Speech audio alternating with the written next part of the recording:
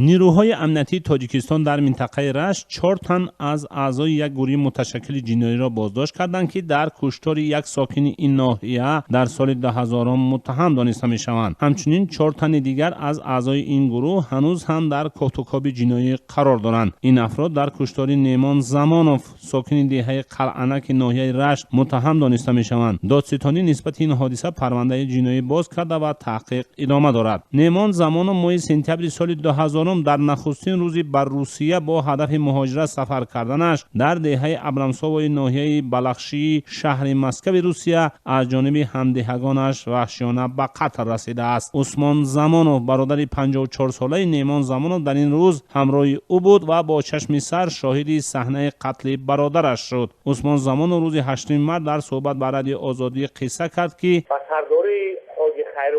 همه آدم‌ها درمدن که یگان هیچی نپرسیدن همه درمدن گفتن که اینو روزی که رسیدگی است این خدا رحمتی دادر ایمان بگو کردن قطعی هوایی و بعد ایلم زدن و سرش کردن من بیرون بروردن بعد ای دقیقی کلیدور بعد اینو همه کتا درمدن همه 8 آدم درمدن گذشته قریب 3 ساعت باید زدن کشتن بعد چو زدگی جا یک دفتری چو یک دفتر یک کلتکی دروز یک سیبرتگی به دادوسی زیدلو بود اینو برای چی زدن اینو اینمی زیدلوش یا رغبت است بود. من عثمان داد و فغان برادرش را میشنید اما چاره نداشت چون در حالت شاک افتاده بود و قاتلان او را نمیگذاشتند به نزد نیمان برود. کار به جایی رسید که قاتلان جسد نیمان را به برادرش نداده و برده او را در جنگل گراندند. عثمان زمانو میگه با گذشت 18 سال توانست درباره این کشتار وحشیانه لب وا کند و مقامات امنیتی رشت نیز قاتلان را پیدا کنند. سبب در این مدت افشا نشدن کشتار را عثمان زمانو بعد تهدیدهای مکرر قاتلان رد میدید که گفته بودند اگر به کسی بخصوص مقامات حفظ حقوق در این باره خبر دهی تو رو هم زنده